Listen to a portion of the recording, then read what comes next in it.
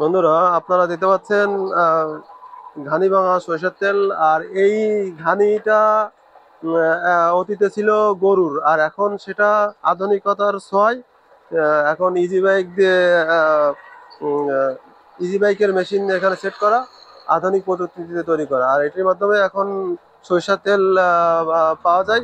আর দেখেন সরিষার তেলটাও বেশ মানে স্বচ্ছ, মানে কি বলে, এটা কোনো ভেজাল নাই বলা যায়। প্রাকৃতিক পরিবেশে এই প্রাকৃতিক ভাবে যে সরিষার তেল এটা উৎপাদন করা হচ্ছে।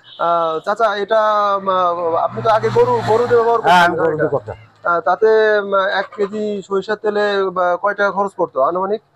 এদিকে তাকান চাচা। 50 টাকা খরচ পড়ে এবার তো 50 টাকা গরুতে। আর এই যে আপনি যে ইজি বাইক দিয়ে করতেছেন, এটাতে খরচ কেমন পড়তেছে? 30 টাকা পড়ে। 30 টাকা। তাহলে আপনার প্রযুক্তি ব্যবহার করে কি আপনার সাশ্রয় হচ্ছে, তাই তো? তাতে কি আপনি আগে থেকে লাভবান হচ্ছেন? ওই আগে থেকে থাকে তা, কিন্তু গরুতে এককালীন টাকা পাওয়া যায়, এতে টাকা পাওয়া যায় না। এককালীন টাকা এবারে সমান। ও মানে মেশিন ব্যাটারি নষ্ট হয়ে গেলে একবারে শেষ, তাই তো? আমার হলো গরু দেব, গরু একটা টাইমে তো বিক্রি করবে, সময় একটা ভালো টাকা বেশি হয়, টাকা বেশি হয়। চাচা একটু এদিকে তাকান। তা আপনার হলো, আপনি কত বছর ধরে এটা করতেছেন? ও আমার বয়স মানে কত, 20 বছর? ও 40 বছর। 40 বছরের উপরে আপনি এই ঘানি দিয়ে আপনি তেল তৈরি করতেছেন। আপনার এখান থেকে কি আপনি তেল বিভিন্ন দেশে বা বিভিন্ন জায়গায় কি কুরিয়ারের মাধ্যমে বা অর্ডার হলে কি পাঠান? না, এসে নিয়ে যায় সব। এসে নিয়ে যায়, মানে কুরিয়ার করেন না?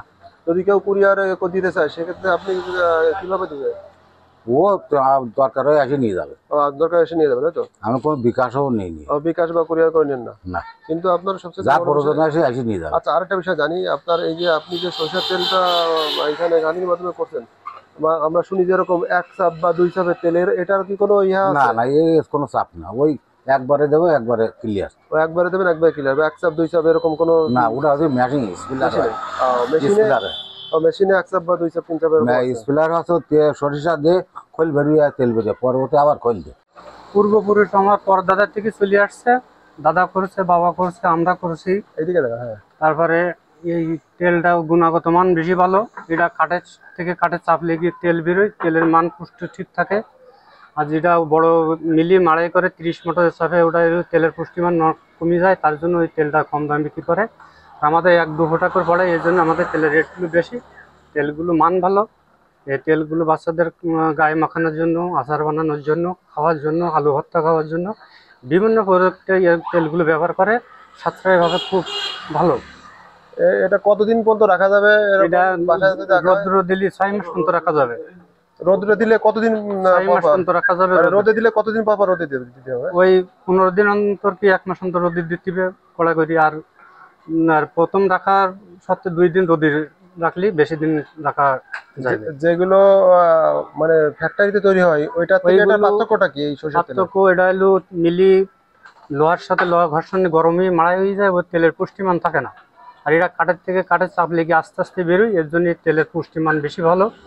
এর মান নষ্ট হয় না, পুষ্টিমানগুলো। আচ্ছা, প্রতিদিন কত কেজি তেল আপনি ভাঙান এখানে? আমার প্রতিদিন 10 কেজি 12 কেজি তেল মাড়াই হয়। 12 কেজি না?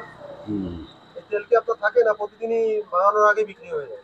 ও বিক্রি মাড়াই করাও, হ্যাঁ বিক্রিও সারা প্রতিদিন বিক্রি যায়। আর বিক্রি করেন 400 টাকা করে কেজি? 400 টাকা কেজি, পাইকারি রেট 380 টাকা। 380 পাইকারি রেটে। কতদিন করতেছেন এই আমার 40 বছর ধরে করতে। আপনি করতেছেন, আপনার বাবাও করতেন? দাদা করেছে, বাপ করেছে, আমি করতে। 3 পুরুষ চলতি। 3 পুরুষ চলতেছে। 3 পুরুষ চলতি। শুধু কি সরিষা তেল না নারকেল তেল হবে? এখানে আমরা 100% খাঁটি হ্যাঁ, 100% কাটে। শুধু সরিষা তেল না নারকেল তেলও করেন? নারকেল তেলও করে, নারকেলও মাড়াই করে।